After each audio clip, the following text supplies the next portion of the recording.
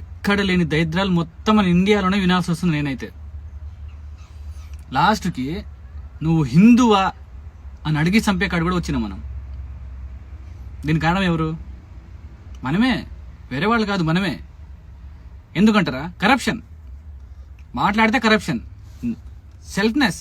నేను ఒక్కడనే బతకాలి, నా చుట్టుపక్కల వాళ్ళు చచ్చిపోయినా నాకు పర్లేదు, నేను మాత్రమే బతకాలి అనుకునే కాడికి వచ్చినాం మనం.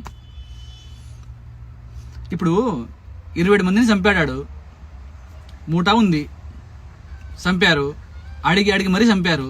క్లియర్ కట్ చెప్తున్నా, అక్కడ ప్రతి ఒక్క మాటలో తెలుస్తుంది మనకి. అడిగి మరీ చంపడం, పాయింట్లు తీసి చూసి మరీ చంపారు. అంటే వచ్చినోడు ఎవడు? క్లియర్ కట్గా చెప్తున్నాడు. ఇంకోటి మ్యాటర్ ఏంటంటే క్లియర్ కట్ చెప్తుండు, వెళ్ళి మోదీని చెప్పమని. అర్థమవుతుందా? అంటే ఏం చేయలేరు, ఏం పీకలేరు, మేము ఇట్లనే చెప్తాం, ఇట్లనే చంపుతాం. అరే మన కాశ్మీర్లో వచ్చి చంపి రేపు మన ఢిల్లీకి కూడా రావచ్చు, మన హైదరాబాద్కి రావచ్చు, మీ ఇంటికి కూడా రావచ్చు. దానికి కారణం ఎవరు? నువ్వు నేను కాదా? పైసలకు అమ్ముపోవడం కాదా అది?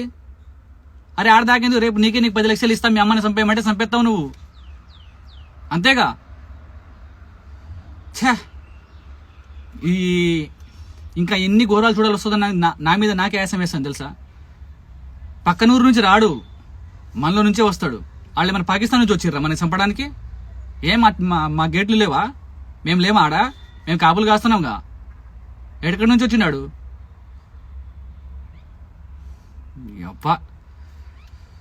ఫస్ట్ అయితే ఎవరినైతే ఈ దీన్ని సపోర్ట్ చేస్తుర్రో ఆ నా కొడుకుల్ని అడ్డంగా నరికేయాలి.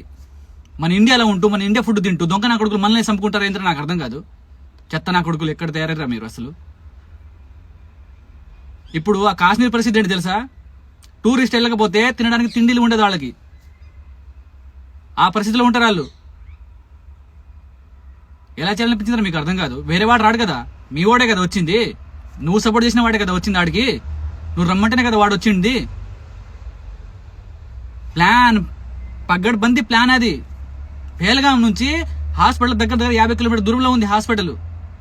ఇక్కడ మనం ప్లాన్ చేస్తే, ఇక్కడ మనం చంపితే మనకు అడిగేవాడు ఉండడు, మనకు దిక్కు లేదు, అంత దూరంలో ఉంది అని చెప్పేసి పగడబంది ప్లాన్తో చేసిన కుట్ర అది. పరాయి దేశం నుంచి వచ్చి మన ఇండియాలో తిరిగి చూసి చెయ్యడు, మనలో ఉండి మనమే సపోర్ట్ చేస్తాం వాళ్ళని. సిగ్గులేని బతుకులు మనకి తెలుసా? ఘోరం కోపం వస్తుంది నాకైతే.